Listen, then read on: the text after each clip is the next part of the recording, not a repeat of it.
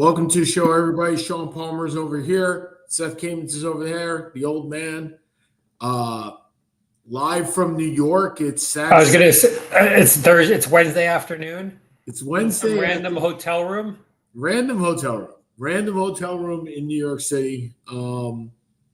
It's nice to be back on the East Coast where I don't have to. If you notice, Sean is either incredibly tired or incredibly high based on his eyes. Oh, is that true? I am incredibly tired. Off the red eye flight back to the East Coast. I don't like wasting a day in the air, so I tend to try and do the red eyes. But I gotta tell you, I'm getting too old for this shit. Like today was tough. But you know what? We're here, and I'm going to enjoy New York City tonight and hopefully get a good night's sleep in the random hotel room that I'm at in Long Island City. I have never been. Long Island City? I am in Long Island City. Now, for a Long Island boy, I think going to Long Island City is kind of like, meh. But, yeah, I mean, look, I'm here because on Thursday and Friday, if you tune into ESPN at 7 o'clock, Syracuse plays Texas on Thursday. And if they win, they play 9 o'clock on Friday. This is basketball, everybody. We're into basketball season. You will see front and center me tooting my trombone once again. Nobody wants to see you shine your goddamn rusty trombone. You know what the thing is? People ask me why I do this. When do you get front row seats for basically free? I mean, it is something I will continue doing because, as I have said, I have not paid for a basketball seat. I didn't pay throughout college. I didn't pay throughout law school. I didn't even know what a basketball seat cost until like 4 years after law school. So for like 10 years, I didn't pay for basketball tickets. For 10 years, I didn't pay for football tickets. And so why not? I mean, look, I don't play well, but it's called the Sour Citrus Society for a reason because of people like me. Look at that frosty mug. Look at the man hydrating himself. I am very proud of you, my friend. Thank you. Look at you hydrating yourself. So anyway, you look well rested. Compared to you? Yeah. Compared to me, anybody's well rested. The 2.5 hours on the plane next to the crying baby that I got rest was not enjoyable. But here we are. And we can retire the Daniel Jones watch. It's over. He is bubble wrapped. And I wouldn't be the least bit surprised if Aaron Rodgers was bubble wrapped after this week too. Coming off the reports that Woody Johnson had actually proposed benching him in week 4. How is that going to be perceived in the locker room at all? Like I said, I don't think he's with the firing of Joe Douglas, which was expected, but I believe is unfortunate. I think Joe Douglas did a good job with what he was given. He had one of the most epic drafts of recent time. You took the Garrett Wilson Sauce draft? Garrett Wilson, Sauce, Breece Hall, Jermaine Johnson, all in the first 2 rounds. That's 4 starters. You don't get 4 starters in one draft. That's 4 all pros. Yeah, 4 Pro Bowlers. Potential, yeah, in one draft. So the one thing he was never able to do was put together an offensive line.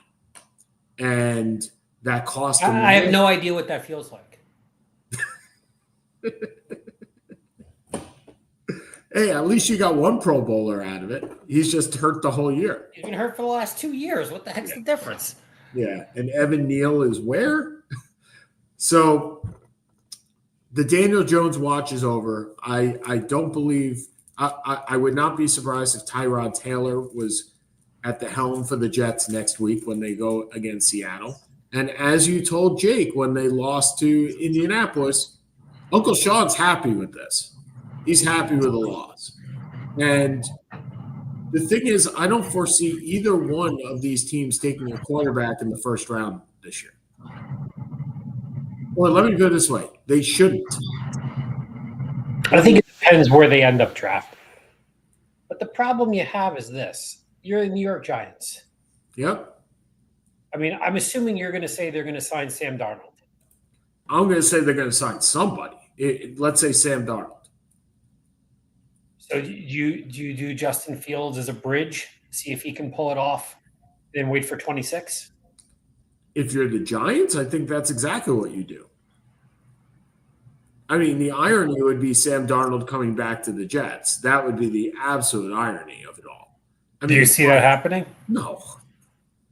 If you were Sam Darnold, would you come back to Woody's World? No. Well, I mean, so I was thinking the other day while I was walking yesterday in San Francisco, I was trying to think about what type of mess the Jets are. Like, how would I perceive the Jets? The Jets are the Bronx Zoo. They are George without the championships. No, in the 1980s. Oh, I was like in the 70s, the 77, 78. No, I'm talking the 1980 New York Yankees is the equivalent of the 2024 New York Jets, where you have an owner that wants the shiny new toy at all times, will sacrifice to get that shiny new toy, Jay Buhner, or Fred McGriff, or Willie McGee, or I can keep going on with the amount of prospects that the Yankees blew up in the 80s. The Yankees had Willie McGee? They did. They traded him for Bob Sykes. Bob Sykes. The illustrious Bob Sykes. Is there any other adjective you could use? Well, you traded Fred McGriff, too. So, I mean, that I did. So, I mean, you traded Jay Buhner, who had 350 home runs for a DH that did almost nothing. You signed Ed Whitson to a huge contract who did almost nothing. He got into a fight with a marshmallow salesman. Well, he also got into a fight with Billy Martin, which kind of brings you to the point of Woody Johnson firing Robert Saleh, right? Where it's like Steinbrenner fired Billy Martin. The GM never fired Billy Martin. The GM didn't exist. The GM was George. I mean, that's Jerry Jones. But the fact is, the Jets with their shiny new toys are the equivalent of the Jets with the shiny new toys are the equivalent of the Yankees in the 1980s. And what stopped the Yankees from self-destruction?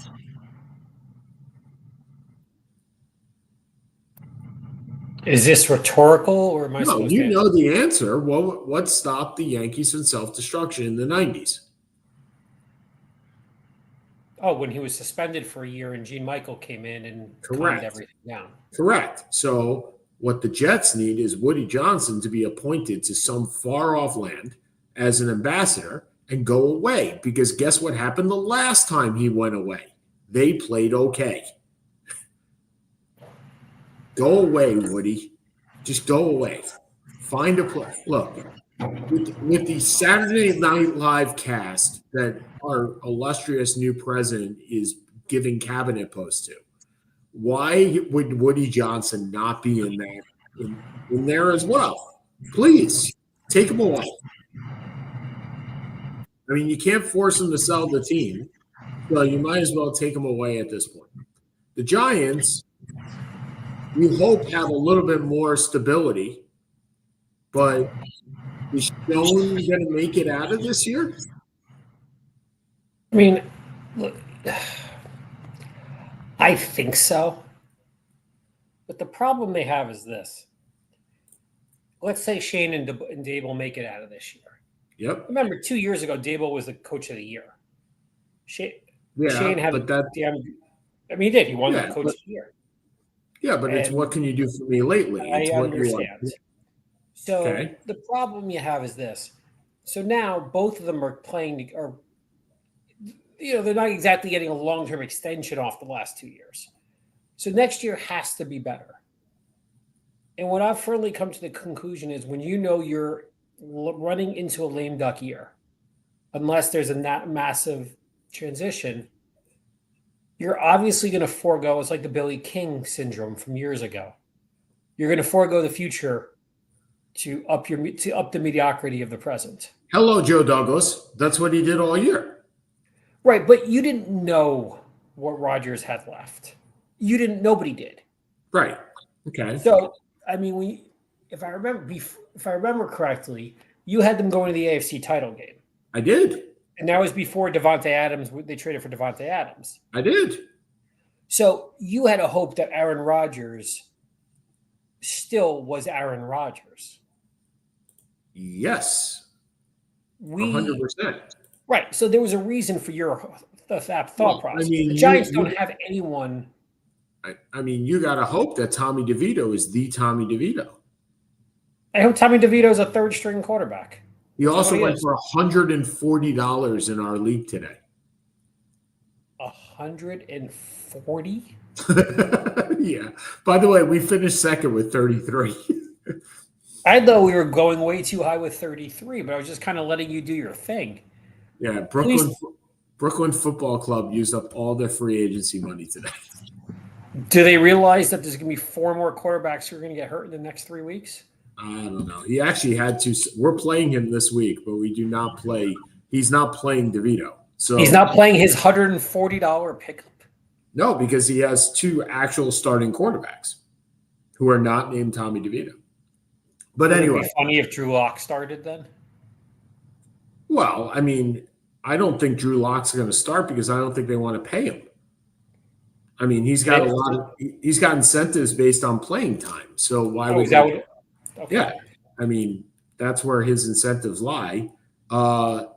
Yeah, so our quarterback, we play the team with Jordan Love and Lamar Jackson this week, who picked up that should be awesome.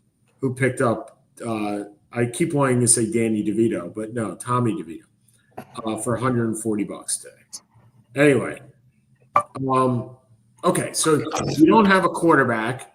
You have a semblance of an offensive line. Yeah, we have a semblance of one. You have all your picks. Congratulations, because we don't have ours. We don't have a third or a fourth this year. So yeah, fantastic. Look, you guys are in better shape than we are. Yes. But you're going into a lame duck year as well, which is now, what do you do? Or do you not, if you're John Mara, do you give them an extension so they're not in a lame duck year? The problem is, unless you're going to give them a 1-year extension, how do you give them an extension after the last 2 years? Yeah. And what do you say if you're John Mara? And look, I understand the philosophy way back when, but you are watching an MVP candidate in Philadelphia where he jumps over backwards, literally backwards over anybody, and you kept the wrong guy. What were we going to be with Saquon Barkley? No better than you are today. I get that. Well, you may have been better than you are today. We'd have been better. We'd have been 5 and. Well, you would have sacrificed Daniel Jones and gotten the replacement earlier, right? So you would have built on that. That would have been the difference. Okay. So we would have what do you call it? We would have franchised Daniel Jones. No. You would have let go of Daniel Jones. After they went to the playoffs, do you think they were going to let go of Daniel Jones? Well, that was the thing. You couldn't. You picked one versus the other. So I thought you could sign one and I thought you could sign one and franchise the other. Well, why didn't they franchise Saquon then? They did. Right. So I'm saying the year after that. Oh, then they should have well, they were stuck at that point. Right. So they could have. What I'm saying is the year they went to the playoffs. Right. They could have franchised Daniel Jones for 1 year. Correct. And then. They chose not to. Pretty much, they gave him a 2-year contract. Yep. All it is. Yep. And the second he got hurt, I mean, he wasn't good before that, but they were done. Yep. And we would have brought in a rookie quarterback this year at pick 6. McCarthy, Penix, Nix. Any or all of them? What'd you say?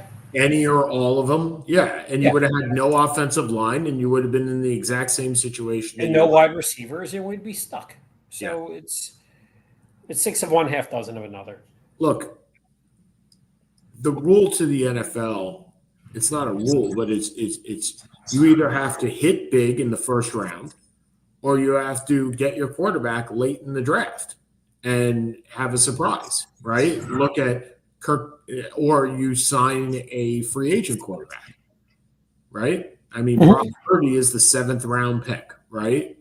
Even if you look at teams like the Texans, I don't know if you watched the game the other night, Texans versus Cowboys. There's no reason watching. There's nothing point in watching Dallas. CJ Stroud has regressed. I mean, so it seems, right? And we know Trevor Lawrence has certainly regressed. So, I mean, how many top flight quarterbacks are there that were chosen in the top 5? I asked that. I don't know. And I don't think that there are many. No, I mean, I'm kind of going through the list. In the AFC East, you have Tua. He was 6, I believe, wasn't he? No, he was 3rd. Okay. Herbert was 5th. Okay. Again, is Tua a superstar? No. Tua Herbert, right? Tua Herbert. I'm just kind of going very quickly through the divisions. Burrow is a super. Drake May. Yeah, he's too early to tell. No, but I'm saying I'm going to put Drake May in there just because top 3 pick. Fine. Joe Burrow is. Yep. Questionably. Lamar was not top 5. Neither Pittsburgh quarterback was top 5. Deshaun Watson, not top 5. Jacksonville Lawrence is not a superstar. Anthony Richardson is not a superstar at this point. Nope. Tennessee doesn't have one. Who am I missing? Well, you're missing the Texans, which Stroud. Okay. So. Kansas City, no. Chargers, no. Broncos, no. Raiders, Chargers, yes. Herbert. Oh, Herbert. Yep. Okay. Eagles, no. Commanders, yes. Cowboys, no. Giants, no. Lions, yes. Vikings, no. Packers, no. Bears, maybe. I mean, I guess if we're putting Drake May in there, we got to put Caleb Williams. I have to put Caleb in there. Okay. Falcons, no. Bucks, no. Saints, no. Carolina, no. Cardinals, yes. Rams, yes. Seattle, no. San Francisco, no. So we got, 6 top 5s? Yeah, and of those guys, at this point, who is a superstar? Burrow, Stafford. I mean, Stafford's not a superstar. Stafford's never been a superstar. I guess if you throw for 5,000 yards, I consider you a superstar. Can you put Jared Goff in the superstar category? No. Can you? I think you're going to have some consternation with that come the end of the year based on what he has done.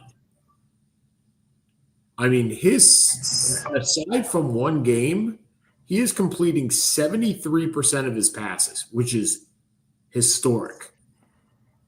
He is averaging 9.2 yards per throw and 250 yards per game. Oh, he's been wonderful. 20 touchdowns, 9 interceptions. It's also the best the best offense in the NFL. Yep. You have 2 really good running backs. You have 2 really good wide receivers. You have one of the 3 best offensive lines. You have a very good tight end. There's just so many weapons. You just can't. And look, it was a trade that worked out for both teams. Yep. One won a Super Bowl. One looks like he's leading his team to 1. And Lions fans shall rejoice until they don't. Until they don't. Until Jared Goff, LA Rams shows up. Well, we'll see. Okay. So with that in mind, look, if the Jets lose every game from here on out, I won't be disappointed. But again, I don't see that guy. And even if that guy did exist in the draft, we'd win one more game than we need to get him. So that's not going to happen. We'll get Zach Wilson instead of Trevor Lawrence again. But that guy doesn't exist in this year's draft. He exists in next year's draft. He doesn't exist in this year's draft. Who are the quarterbacks for 26? Well, you got other than Manning. Well, we don't know those yet, right? I mean, So I guess give me a second, because yes, I get it. It's not an overly strong draft coming out this year. Beck's regressed. Yours is regressed. Um, Ward's been pretty good. Sanders has been pretty good, but I it's mean, not a. sure, you got Avery Johnson out of Kansas State. You got Jackson Arnold out of Oklahoma. Okay, he's being benched. So That's what I'm saying. These guys could be Aiden Childs out of Michigan State. Yeah. Connor Wiegum out of Texas A&M. I mean, you have Nico Iamaleava from Tennessee. You got, but you don't know. I mean, you could have a Jaden Daniels next year, right? I mean, you don't know. For better or worse, that's the beauty of the transfer portal. Right, is that these guys can go to a better spot. Right, but what I'm saying also is this. Okay, 25 is not a strong draft for quarterbacks. Sure. We're looking at probably 2 definite first-round picks in Ward and Sanders, and a bunch of maybes after that. But it's not exactly like you're looking at 26, like you're looking at, the Josh Allen, the 83 quarterback draft. But you didn't know Josh Allen the year before. But he still went number 7. No, but my point is a year before that, you didn't know. I mean, I knew Josh Allen because I picked him out as a freshman, or sophomore, but most people did not. Most people did not know that Josh Rosen was going to be a top 10 pick, nor should he have been, but whatever. Most people did not go in. They knew Baker, right? Because he won the Heisman. Mm-hmm. They knew Sam Darnold, maybe, but they didn't know Josh Allen. They didn't know Josh Rosen the year before. And not to the extent that they became, certainly not Allen out of Wyoming. I mean, nobody put that in as a. Yeah. So, I mean, we don't know. That for one thing, that is the beauty of college football, as Joe Burrow saw, right? You can change yourself from a 6th round pick to a 1st round pick with one season. Yes. Because he did. And so did Jaden Daniels. Both of them did. I think you got the guy out of Oregon too, right? Is he a senior? Dante Moore? Yeah. Is he this year or is he next year? Are you talking about Dylan Gabriel? Yeah, Dylan Gabriel. Dylan Gabriel is this year. He's been playing forever. Because he transferred. Oh, didn't he transfer Central Florida or South Florida to Oklahoma? He's this year's Bo Nix. I've played in 12 seasons, and I'm going to play now. So, all right. So let's move on from what has happened or what is happening in the NFL to what has happened in the NFL. And by that, I mean we have announced the modern era semifinalists for the NFL Football Hall of Fame. Remember, unlike all other Hall of Fames, the NFL requires you to have 4 players, which still is insane that it requires you to have 4 players every year. But I think this year, usually you read them to me and I give my opinions. I think we'll reverse it this year. You can do that. But I do want to point out one thing. And my cousin pointed this out to me he's a big Giants fan as well. He said, Eli retired, so he's not in the same year as Rivers and Roethlisberger, right? And I was like, I never put the two together, but it makes sense. Because if you put him next to Roethlisberger, who's in the Hall of Fame? Because his name is not Eli. And right now, you're going to read this to me, and I have it up, but you're going to read it to me, and he's the only quarterback there. He is. So, okay, go right ahead. So I got to pick. So I got to pick 4 of these guys up. I think it's up to 8, but I will. It's a strong group. It is a very strong group. Okay, go ahead. Eric Allen. Eric Allen's a no. No. I mean, I like him, but he's not a Hall of Famer.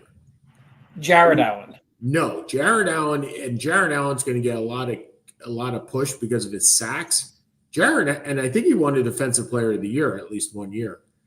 But Jared, I mean, we lived through Jared Allen. Jared Allen was not a run stopper. He was one-dimensional. One-dimensional player. Now, you could very easily compare him to Derek Thomas.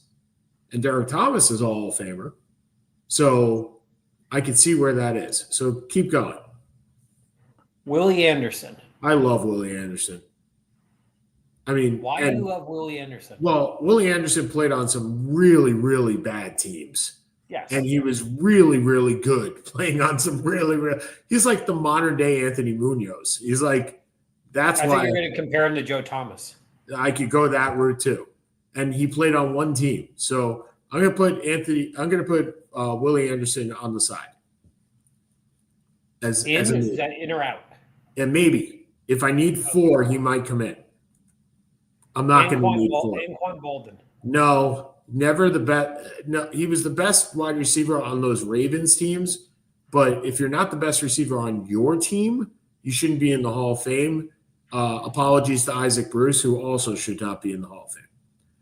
And I assume this means Reggie Wayne will not be in the Hall of Fame as well. Reggie Wayne played after Marvin Harrison retired too. Very little. Okay. Jari Evans. I can't do offensive linemen, so I'm going to put him on the side.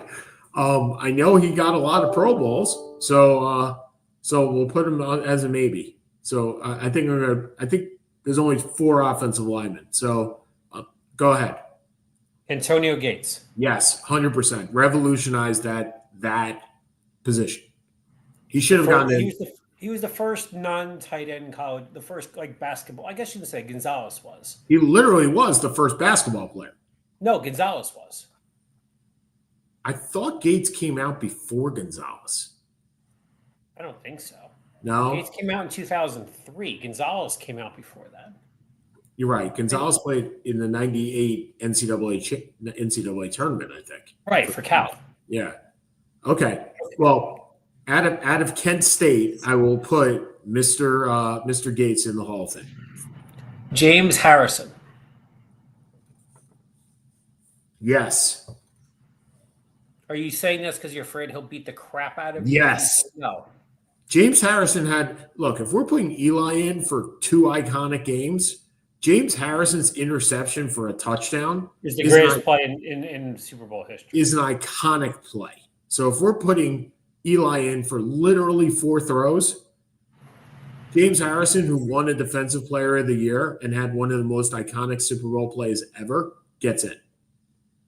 In one of the worst Super Bowl, one of the I didn't enjoy the best Super Bowls. No, best Super Bowl, but not an enjoyably watching that Super Bowl. I didn't enjoy watching that. Okay, go ahead. Rodney Harrison. No. Hall of Very Good. Yep. Torrey Holt. Well, if Isaac goes in, the better guy's got to go in, but I don't think he gets in this year. Eventually he'll get in, but no. Luke Kuechly. You know Kuechly goes in. Kuechly is... Do you have a problem he only played 8 years? No, because Patrick Willis only played 8 years. And that position, you can play only 8 years and be okay. You've made this statement to me before. You have less of a problem with NFL players in a peak than you do any other sport because they don't have elongated careers. Right, because of the beating that they literally take every play. And middle linebacker takes one of the biggest beatings of all. So, no, Kuechly was so dominant that he made our fantasy league team every year. He is in our Hall of Fame. So by the way, our Hall of Fame is also Joe Flacco. So that doesn't really. And our Hall of Fame has 12 middle linebackers. There you go. And honorary Ryan Shazier. Okay, go on. Eli Manning. He's gonna make it, but he's gonna make it. So that's 3. But would you put Eli Manning in the Hall of Fame? In a Hall of Fame that has Joe Namath, I think you have to. But he's not a Hall of Famer. He's not. He's a Hall of I played 2 really good postseasons. That's what he is. Yes. And he is Don Sutton with 2 great World Series. That's what he is. He is a compiler. Robert Mathis. No. All very good. Robert Mathis and Jared Allen go together. They're bookends. Steve Smith Sr. Especially if Freeney was better than Mathis. Yes, he was. So Steve Smith Sr., I'm going to have a hard time with these wide receivers because of the infusion of statistics. I will tell you on the list here, Steve Smith of the wide receivers, and the wide receivers are Antoine Bolden, Torrey Holt, Steve Smith, Reggie Wayne, Hines Ward. Is that it? Yeah. That's it. Steve Smith is 2 in that list, but he's not 1. So if I'm picking 1, he's not there. Do you have Holt? So you have Holt over him? No, I have Hines Ward over him. Hines Ward's the best wide receiver on 2 championship teams, right? Yeah. And probably the best blocking wide receiver of all time. Yeah. So I have Hines Ward over him. Okay. Terrell Suggs. T-Sizzle. T-Sizzle's in. T-Sizzle was T-Sizzle did everything that Jared Allen did, but better, and he stopped the run. So, okay. So far I have Gates, Kuechly, Suggs, and Eli. And Ward. And Eli. Unfortunately, yeah, Eli. Okay, Eli. I got 2 more in my class. So, wow, it's going to be a big class. Fred Taylor is not in my class. Fred Taylor is in the very, very, very good, but still very good. Is Frank Gore in your eventual? No, Frank Gore is a compiler too without a Super Bowl. Frank Gore is in the Medical Hall of Fame. He's in the Tommy John Hall of Fame. Earl Thomas. Yes. Earl Thomas was the best defensive back for his time. Him and Palomalu are he was after Palomalu. No, I'm saying Palomalu gave it to him. Like that was where you went. That was the transition. Yep. Adam Vinatieri. Oh, I forgot about Vinatieri. I'm gonna have 8 now. Vinatieri's in, even though Vinatieri makes my skin crawl. He's the designated hitter for kickers. Some guy's got to go in, right? Jan Stenerud went in. Now he goes in. Yay. He's Mariano. And Morton Anderson, right? So now there are 3 kickers and 1 punter. Okay. Brandon Aubrey's on his way. Yeah. Although he missed the other day. Ricky Waters. Nope. Ricky Waters is Roger Craig. And Roger Craig's not in the Hall of Fame, so Ricky Waters doesn't get into the Hall of Fame. Okay. And Reggie Wayne. Nope. Reggie Wayne will eventually get there, but there's just too many wide receivers right now. Richmond Webb. Again, I can't do these offensive linemen. I don't think any of them are going to get in. So I'll say no. Vince Wilfork. Yes. Vince Wilfork's I will say it again. I called it on draft day when I texted Mark Rubin when they got Vince Wilfork, and I said, you now have the wall for your defensive line for the next 15 years. When he was picked 20th overall. So he's the best defensive player overall for that team over the course of their dynasty. The best defensive player, if you want. You knew Mark Rubin in 2004? Yep, I knew Mark Rubin in 2000. I will say the best defensive player on those teams was Ty Law, but he didn't last. Vince Wilfork lasted. He's in. And that's it. Steve Wisniewski. Well, I think I'm up to 7 or 8, and that means that the speeches are going to be forever because you have thankfully they cut them. They have a maximum, but you also have some senior people coming in too. And wow, this is going to be a really, really big class. But Darren Woodson, no Marshall Yonda. Yonda, again, probably gets in at some point. I mean, probably does, but who knows when. I mean, look, all these guys won Pro Bowls, right? All these guys were in the top 5 of their position at some point or another in their career. And the question is, how much more are they than everybody else? So which ones so I think I had 7. So I had Gates, James Harrison, Kuechly, Eli, T-Sizzle, Earl Thomas, Vinatieri, and Woolfolk. I had 8. So do you disagree with any of those 8? And who would you sub in or out? I agree with Gates. I agree with Harrison. I agree with Holt. I agree with Kuechly. I don't agree with Manning. I agree with but he's going to Smith. get in anyway, whether you agree with him. Yeah, that's what I agree on. Yeah. Smith. I agree with Suggs. I agree with Thomas. I agree with Vinatieri. I'm pretty much the same as you. I'm a little bit iffier on Hines Ward, but I don't have a major problem with it. I would probably take Holt over Ward, but I get it. Ward is the best blocking wide receiver of all time.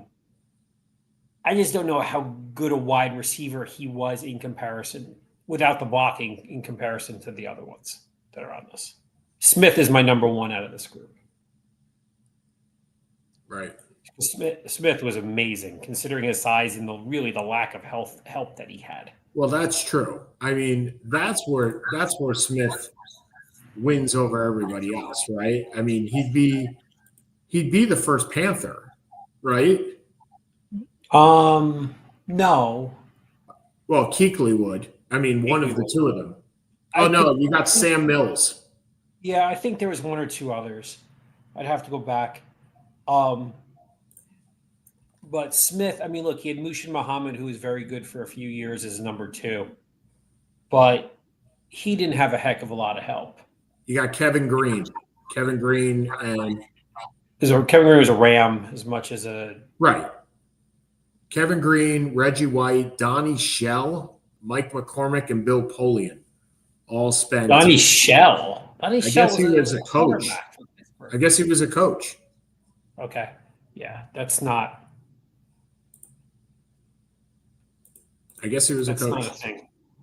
That's not a thing. Oh, and Reggie White played a season too. That's not a thing. Reggie White is either an Eagle or a Packer. It's not a thing.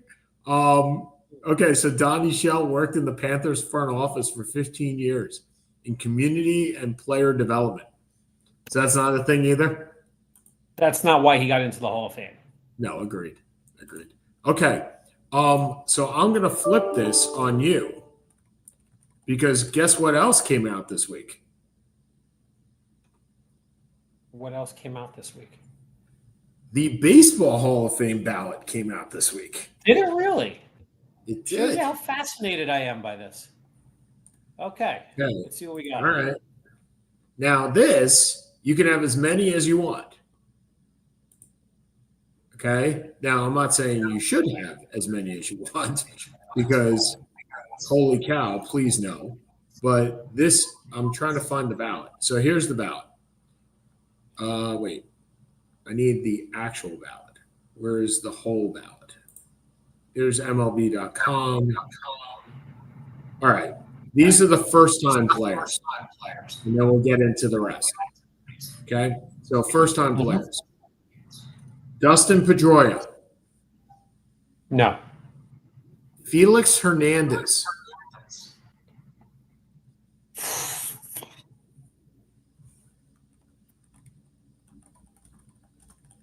Maybe. I got to think about that.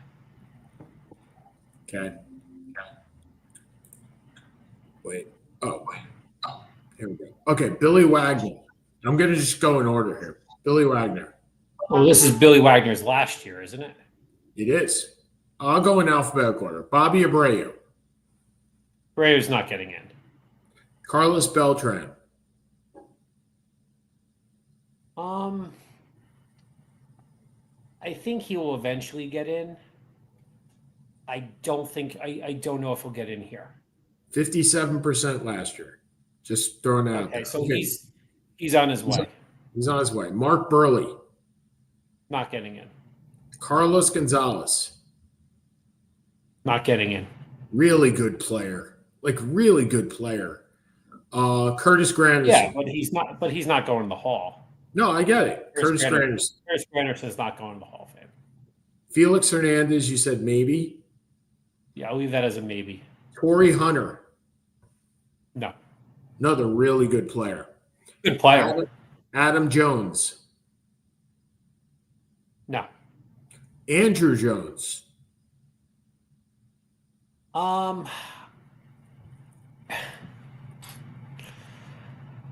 think he gets in. He fell off a cliff so quick, but he was the best defensive center fielder of his generation. I don't think of him as a Hall of Fame player, but I think he's going to get in. So his comps, as we know I love to do this, are Dale Murphy, Jose Canseco, Nelson Cruz, Joe Carter, Jim Edmonds.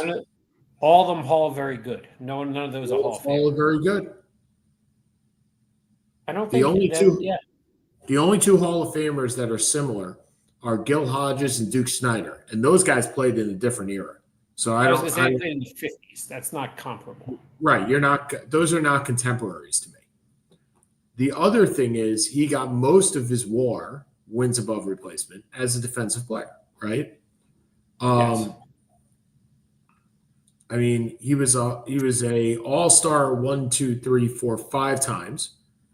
Out of what, 20 years? 17. That's not finished as high as second 1 year, by the way, which I didn't realize. For MVP? Yeah, he was. So he got 351 points, and Pujols got 378. I mean, it was close. That's Here's close. the other thing: if Andrew Jones wins an MVP, he's a Hall of Famer, right? I don't know. The dude hit 250. I mean, he struck out almost as many times as he had hits. Yep. He was. Look, I don't think he's a Hall of Famer. I don't. I never have. No. Never have. He hit 250, so. and his last 5 years, he hit like 220. Yeah. Okay, so let's keep going. Ian Kinsler, another really nice player. Nice player. No. He went 30-30 a couple of times. Really nice player. Russell Martin. No. Brian McCann. No. Dustin Pedroia, we talked about. Pedroia's Hall very good, very good. The problem with Pedroia, it just ended too quickly. Pedroia was he had he had a very quick peak. Yeah, he was on pace. So you're going to get between him and Chase Utley, right? That's going to be so Utley finished with a 64.5 WAR, and Pedroia finishes with 51.9. But Utley won an MVP, and yes, he did. And that's where. No, he didn't win. No, MVP. He didn't. No, he didn't win MVP. He won a World Rollins Series. Won an MVP. I think Rollins won an MVP. Rollins won the MVP, and you're going to get into Rollins too. Okay, Pettit. Pettit's never getting in. Hanley Ramirez. Great fantasy player. Manny's never getting in, right? Manny's never getting in. Okay. A-Rod. A-Rod's never getting in. A-Rod's the only player of this era to be the top to make an all-time team other than maybe Trout, and he's never making it. He's not getting in. So his WAR is 117. It almost doubles anybody else on this list. Yeah, this is not a great list that we've gone through so far. It's a lot of good players. Francisco Rodriguez, F-Rod, K-Rod, Jimmy Rollins. No, very good player though. It's kind of that Whitaker trap. It's kind of that Whitaker Trammell thing. And Trammell got Trammell in. eventually got in. CC Sabathia. No. Again, really nice player. He won probably close to. He won about 250 games. 251 actually, so really good. If CC gets in, he would be the highest left-handed ERA in the Hall of Fame at 374. And we talked about Jack Morris at 370, 375. Kind of makes you I wonder if his comparable number one is Jack Morris, because I think it's probably pretty close. Let me see. This is always fun. Where that? It's got so many. It is number 6 is Morris. Number 1 is Pettit. Number 2 is Mussina. Number 3 is Bartolo Colon. Number 4 is Justin Verlander, and 5 is Greinke. So who was number 1? Was it Morris? It's Pettit is number 1. There are 3 Hall of Famers in his comps. However, I still see Mussina as like a Don Sutton, so I don't see Mussina as a Hall of Famer either. I mean, you have Verlander, Greinke, Morris, Gibson, but they all either have a Cy Young, at least one, if not 2, if not 3 in Verlander's case. Verlander is an all-time. Verlander is an all-time great. Gibson's an all-time great. Well, I was going to say they have an epic moment, right? Like Jack Morris. Right, game 6 or 7, I forget. Right. Game 7 of the 87 series. 91 series. And I know people don't see Zach Greinke as a Hall of Famer, and I will challenge that 1,000 times. So, but we'll get to Greinke when he retires. Okay, is Ichiro a unanimous Hall of Famer? Yes. Now that we've broken the unanimous barrier, who the hell is not going to vote for Ichiro? I would agree. Tulowitzki is like Troy Tulowitzki is the equivalent of Dustin Pedroia.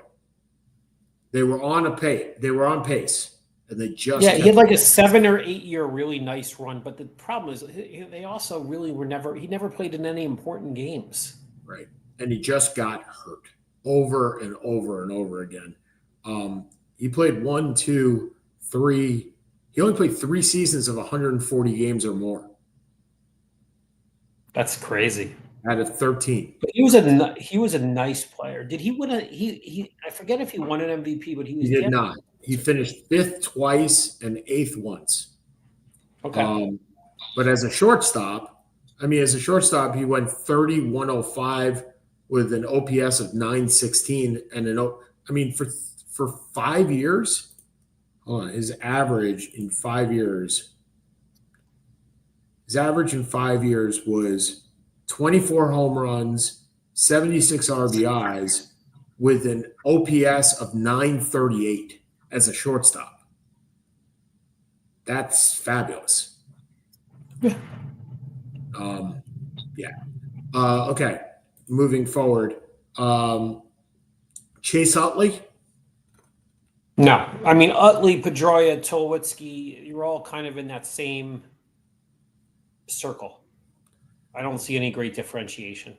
Omar, I think Utley's going to get more pub than the others. Utley was a better player. He didn't win MVP, but he was. And the thing is, Rollins has the most hits. He has 2,300 hits as a shortstop. Utley has the best prime, right? The best peak. I think he has a better peak than Pedroia. I think he has definitely a better peak than Tulowitzki. Utley's peak was phenomenal. Omar Vizquel? No. He's gone this because of all the accusations, if nothing else. Correct. I would agree with that. Just to give you a little semblance of Utley's peak, which started 2005 and ended in 2010. Actually, really 2009. 27 homers, 95 RBIs, OPS of 911 in 6 years. Yeah, I mean, that's sensational. Yeah. Especially for a shortstop. Yeah, and an average WAR of 7. I mean, that's Hall of Fame numbers. That's Hall of Fame. But it wasn't enough. Billy Wagner finishes at 73.8 last year. He's going to get in. I think between him at 73 and really not an overly strong class. Yeah. I think he'll get it. This is his last year on the ballot, if I remember. Last year on the ballot. He needs 5 more votes. He'll get it. David Wright. That's a shame. It's a shame. He would have been. It's Don Mattingly. If he stayed healthy, he would have been. David Wright's peak was better than Chase Utley's. I mean, yes. David Wright's peak was phenomenal. Yeah, it hurts that he won't get it, but he won't. Yeah, that's how I feel about. It's how Yankee fans feel about Mattingly. Yeah, if Mattingly stayed healthy, he would have gone. Yeah, Mattingly was. I mean, it's actually worse because Mattingly was the best player in baseball for 4 years, a 4-year peak. Yeah, from 84 to 87, 84 to 88, whatever you want to call it. Wright wasn't that good, but he was excellent, and he was on Hall of Fame trajectory. Well, part of it is was he better than Scott Rowland in his prime? Yes. I think so. He wasn't he wasn't a better fielder, but he was a better hitter. I think you have, I mean, it's sad when you realize that, like Mattingly, they retired in their early 30s. I mean, with similar issues, back issues, and from somebody that has back problems, I can attest. They don't go away. It just is what it is. Okay. I got to jump off a little early. So last 5 minutes for you, last 5 for you. By the way, before you jump off, anything you disagree with me on? What are your thoughts? You're the baseball guy more than me. Yeah, I think Utley gets in eventually. I really do. The unfortunate part is, I think Utley gets in eventually. Oh, we didn't name the the classic players, which are some really good old players. Louis Tiant, who I always wondered why he's not in the Hall of Fame. Ken Boyer, who won the 1964 MVP. 63. Dick Allen, who won the 1972 MVP. Tommy John, who should be in the Medical Hall of Fame. Dave Parker, who, my God, Dave Parker, just because of the mask that he wore that year when he had his face broken, the Cobra. He's another what if, right? If he didn't go down the drain. Steve Garvey, who analytics are, this guy really wasn't that great, but he was such a nice guy until he wasn't a nice guy. And Vic Harris and Josh Donaldson, who are in the Negro Leagues. Josh Donaldson was in the Negro Leagues? Yeah. John Donaldson, not Josh. John. Okay, so guys that get in. I think Beltran gets in probably this year. Wagner. Does Beltran have an issue because of the Mets play? Because of the Houston, that's why he's lasted as long as he has. I think this. I mean, he's at 57%. I think he gets in this year. So, anyway.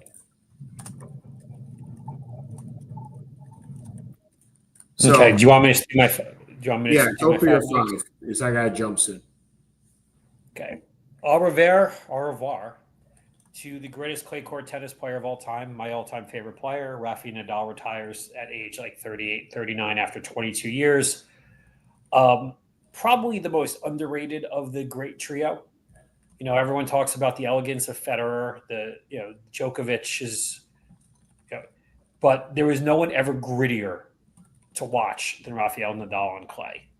14 French Opens, 20 Grand Slams. Beloved, it seems, by everybody in the profession. My favorite player to watch. Best of luck to you, and way to go out.